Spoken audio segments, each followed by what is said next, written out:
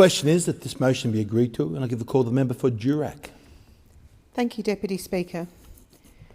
Anzac Day is entrenched in the hearts and minds of the young and old, of all colours and creeds in communities in the electorate of Durack.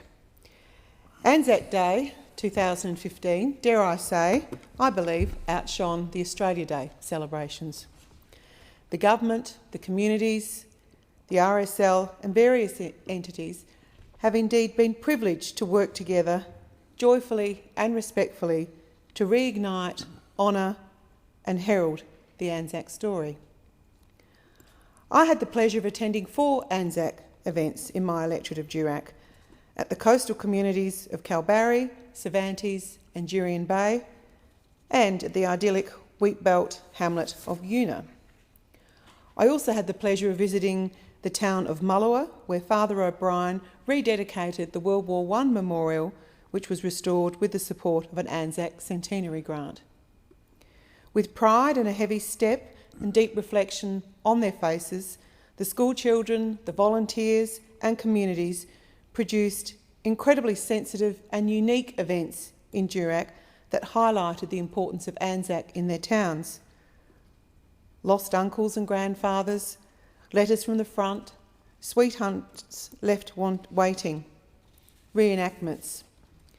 Deputy Speaker, I particularly enjoyed Jim Clark's Anzac address, which he presented with such passion and force, the flag bearers in Kalbarri, the attention to detail of the Una and the Cervantes primary children.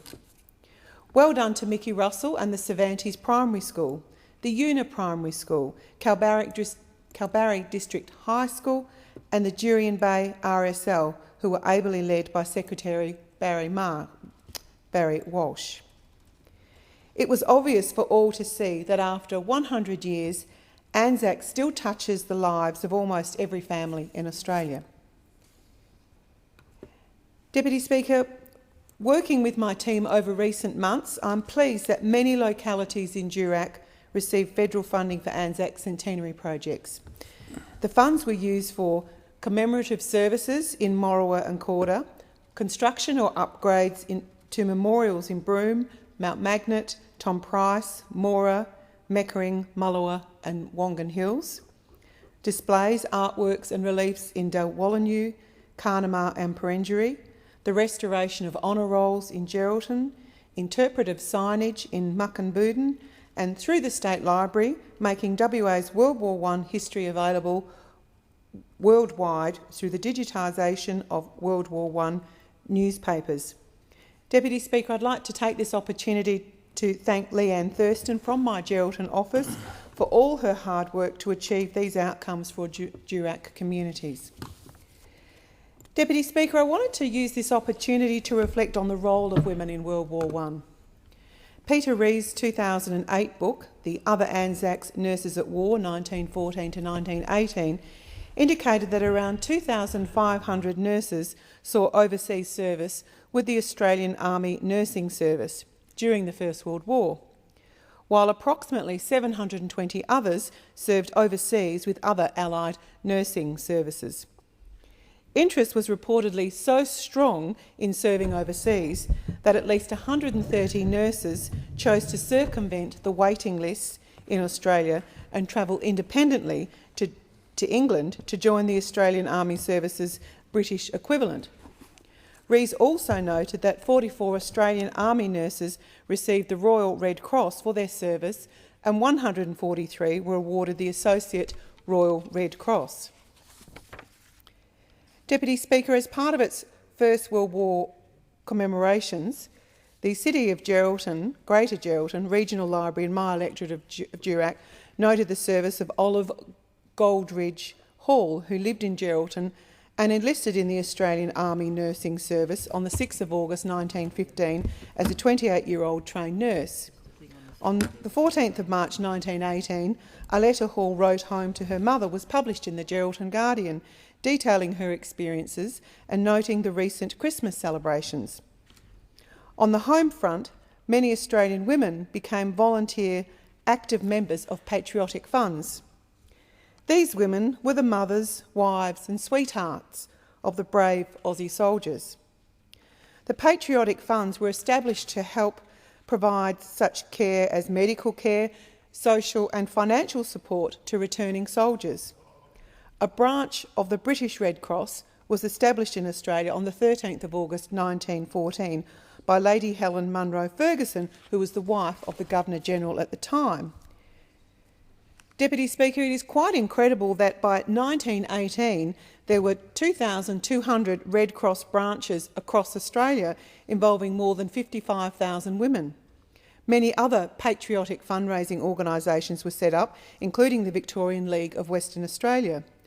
It has been estimated that these organisations collectively fundraised a total amount of £14 million, which is a considerable amount of money given that Australia's total defence expenditure between 1914 and 1918 was £188 million. We now know this organisation today as the Australian Red Cross, who celebrated its own centenary in 2014. In the post-war period, Red Cross has focused on social welfare, national emergencies, natural disasters, the blood bank and first aid programs, and has today around 1 million members, volunteers and staff.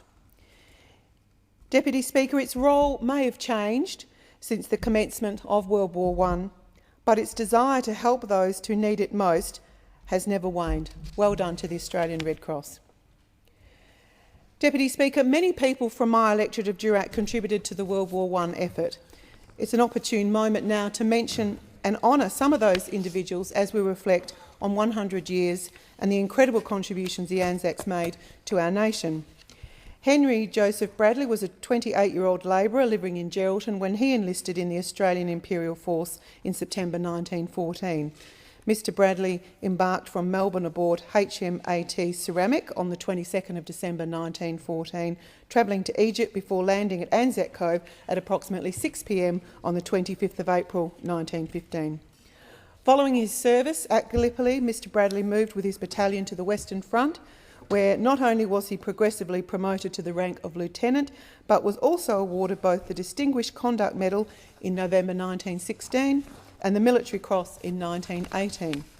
Returning to Australia in December 1918, Mr Bradley also had two brothers, William and Nicholas, who served and returned from war.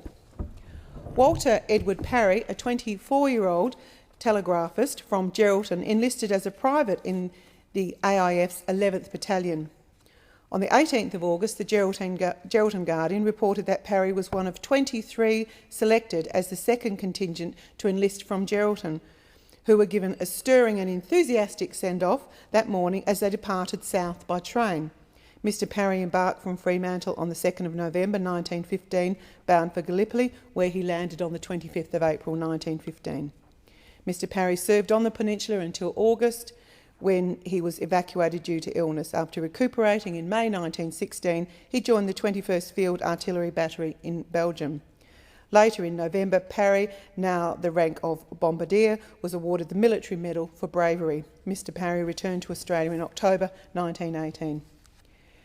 Deputy Speaker, this year, the 100th commemoration of the Anzacs landing at Gallipoli is a proud and historic moment to pause, to reflect and to be thankful.